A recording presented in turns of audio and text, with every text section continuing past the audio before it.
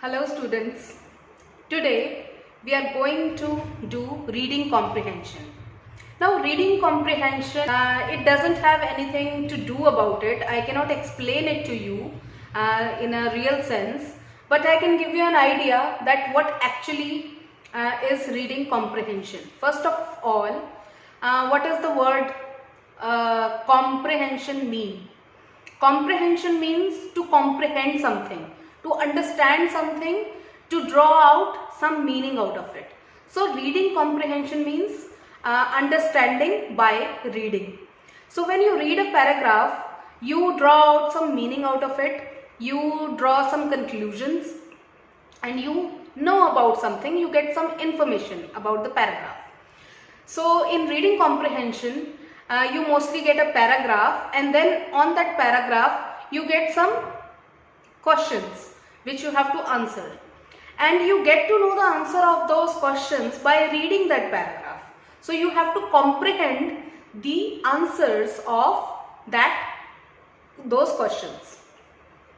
So in reading comprehension, you don't have to do much of understanding. You just have to read it, you have to understand it, you have to comprehend it.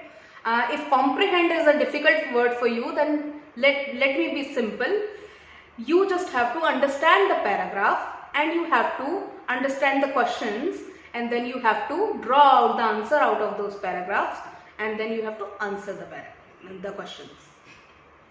So in reading comprehension, what exactly do?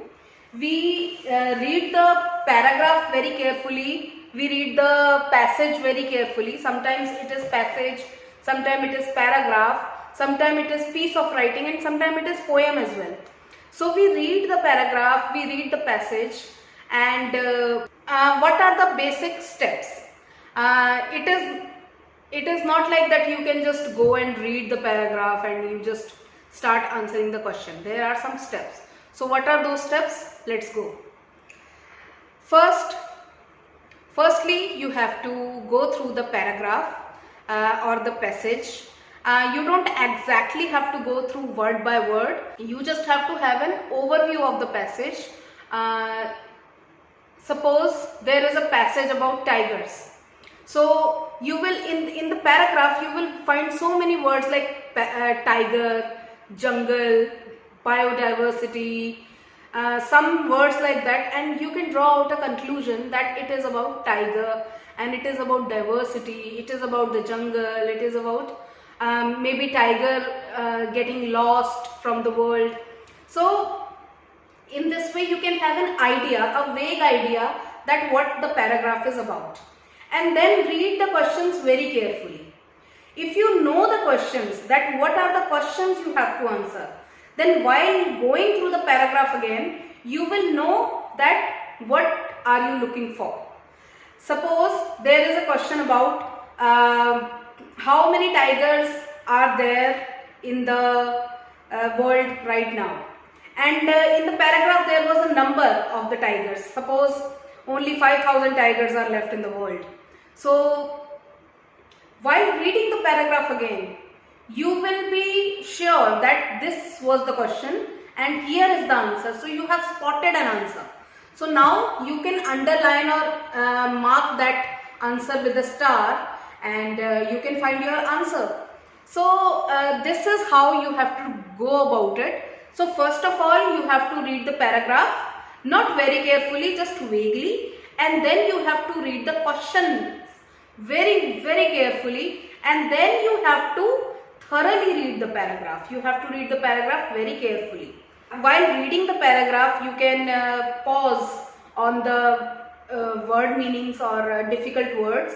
Any word you find very difficult, you can stop there and you can draw the meaning from the whole sentence. Sometimes there is a difficult word like accustomed. If I say what is the meaning of accustomed, maybe you won't be able to tell me what is the meaning of accustomed.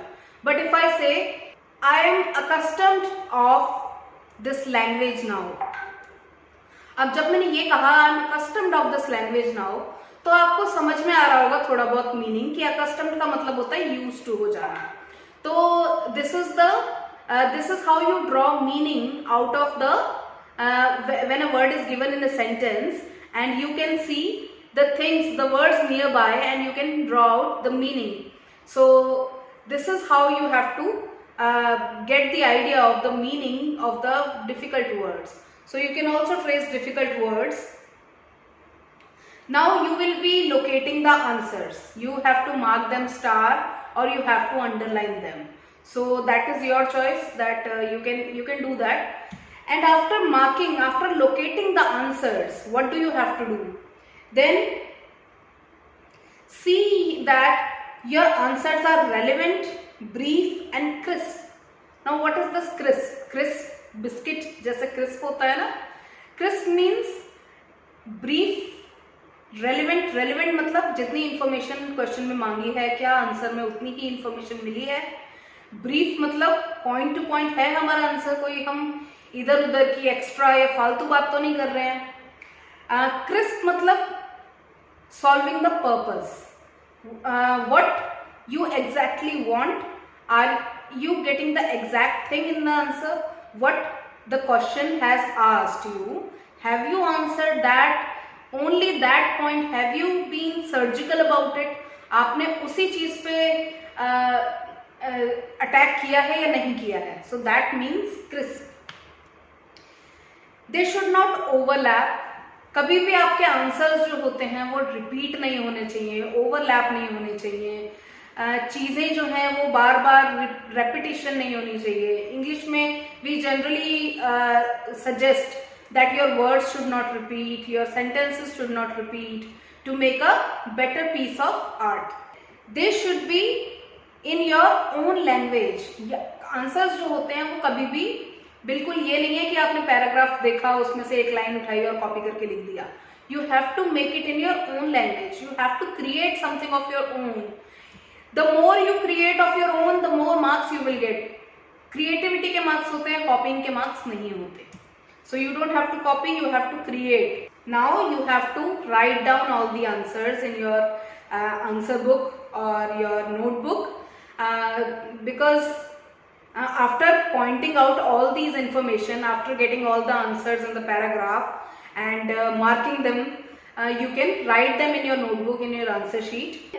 Do not explain or elaborate any points with example of your own. Now you don't have to give examples of everything. You don't have to quote many big long examples.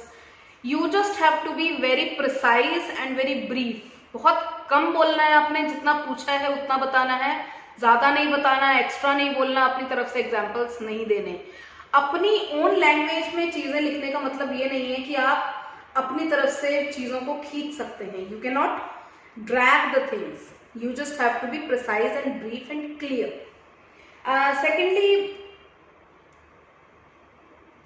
एक बहुत ही important बात है कि sometimes what do we do.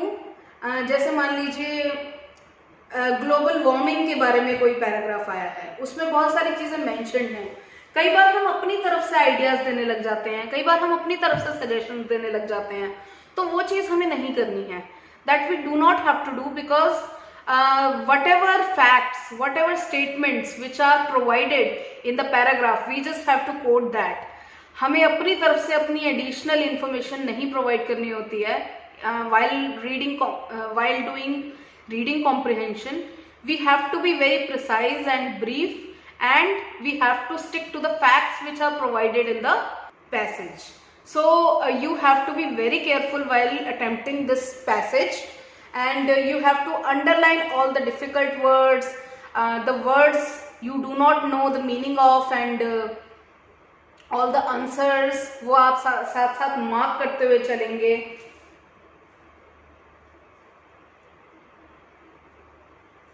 अब reading comprehension के लिए हमें क्या स्ट्रॉन्ग करना है? एक तो हमें अपनी रीडिंग स्ट्रॉन्ग करनी है.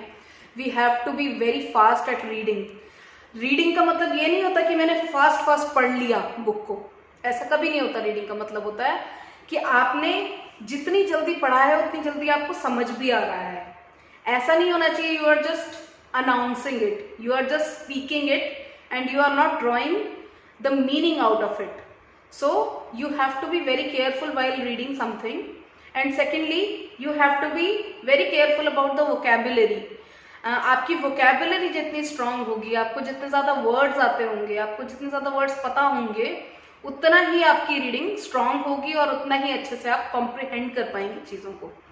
So this was about reading comprehension. Now I want you to try first exercise of reading comprehension all by yourself, and it will be there in your examination as well. So prepare for it. Okay, bye.